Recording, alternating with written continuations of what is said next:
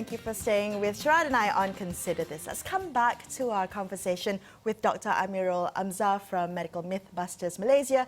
Now, I'd like to discuss busting some medical myths and misinformation on social media. One of the conversation threads that have emerged from the Sabah polio case was on anti-vaxxers, or as you say, vaccine hesitancy and refusal. Now, talk to me a little bit, Dr. Amirul, about how you deal with anti-vaxxers, anti-vaxxer groups on social media. Okay, when we talk about anti-vaccine, the proper term for it is actually vaccine hesitancy and refusal. That's what WHO called them. And in January this year, WHO has deemed them as one of the threats, one of the 10 threats to the global health in the whole world, actually. Wow. So, when we talk about vaccine hesitancy, it's divided into three main classes. The first one is just the fancier, the vaccine hesitant. The second one probably just a little bit adamant about their ideas, the vaccine refusers. But the most dangerous one is the anti-vaccine or the vocal vaccine deniers, which these are the people who spread misinformation. In Malaysia, mainly they are using the social medias, in particularly Facebook. Not so often Twitter or Instagram, but mostly in Facebook. What they are doing is actually they are skewing the facts. They are telling lies about vaccine, and they're telling that the vaccine is not necessary and it's probably not safe. I want to ask you this because we recently had a case of outbreak of measles in Samoa, and I think the government there arrested a campaigner, anti-vaxxer campaigner, and it raises the question of whether the law should be used to stop anti-vaxxers, that we actually criminalize it. I mean, what would your position be on that?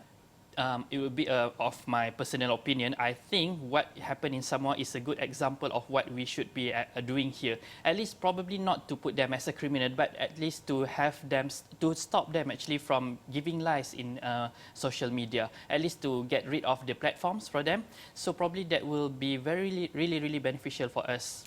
You know, in your role in trying to myth bust, you know, all this that medical misinformation on social media, I'm just wondering, is there, you know, can you change people's minds on social media? Sometimes they're set in their ways. There's just no changing someone's mind. Right, okay. Is that the case with anti-vaxxers? That's why you remember when I told there are three classes of them. Of course, there is no changing for those vocal vaccine deniers, but those who are fanciers or probably the vaccine refuser, we can change them with a proper information. The problem is our challenges that we faces is because we are also fighting with the vocal vaccine deniers who's trying to change the fancier towards like their side. It's just fighting. Voices. Yes. Yeah, the thing is, the person who denies or is hesitant might actually, if they were only affecting themselves, it would probably be okay. But they're actually affecting not only the community, but their children.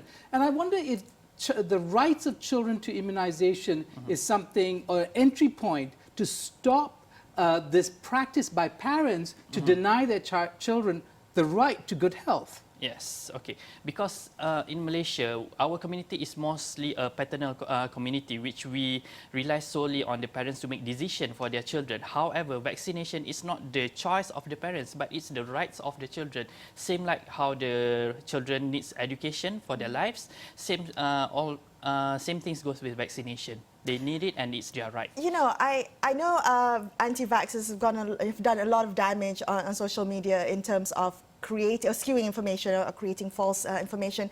But I read a report not too long ago that said one of the reasons why the immunization cycle is often not complete is not because of vaccine hesitancy and refusal, but rather parents lack the time to bring their children for vaccination. How do you deal with that? Okay, because you need to understand the factors that makes people do not take vaccination is not only limited to the fall in the confidence to vaccination, but also it falls to other four factors. One of them is actually the constraint, the lack of time to go to the nearby clinic kesihatan to get vaccinated, the lack of means, like the poor Sabahan people who is the stateless people also, they have their constraint in getting them.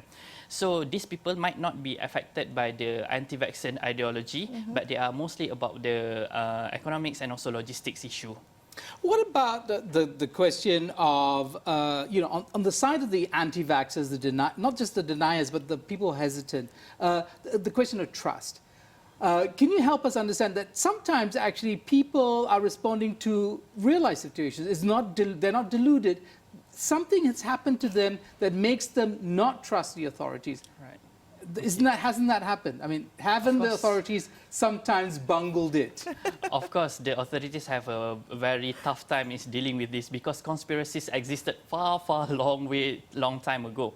So it's actually up to the people, to people like us who give them advocacies, who give them to try to explain to them that what the government is doing is actually for their best. There is no government in the world that's want harm for their own people. Right, but there have been mistakes that have been made by governments when it comes to vaccinations and such. Would that true? I wouldn't say it's a mistake actually, but of course the current polio virus is not a wild polio virus. It's actually a CVDPV. It's a circulating vaccine-derived polio virus. It does not derive from the vaccine that we are giving currently. It actually derived from the old OPV or the weakened oral polio vaccine. Okay, and this happened not only because we are giving the polio vaccine as a weakened state, but it happens when there are lack of coverage. That probably because of the anti-vaccine movement and also because of the constraint. Not enough coverage caused the virus to be mutated and also caused them to do harm right now. So when you say coverage, is that not enough of the population has the vaccination? Vaccination. Correct. Yes. Yeah. Okay, wow. Thank you so much for sharing those insights with us, Dr. Amirul. Appreciate your time joining us here in the studio. Unfortunately, that's all the time we have on this episode of Consider This. I'm Melisa Idris, with me, Sharaad Kuttan. We will be back with you same time tomorrow. Thank you for watching and good night.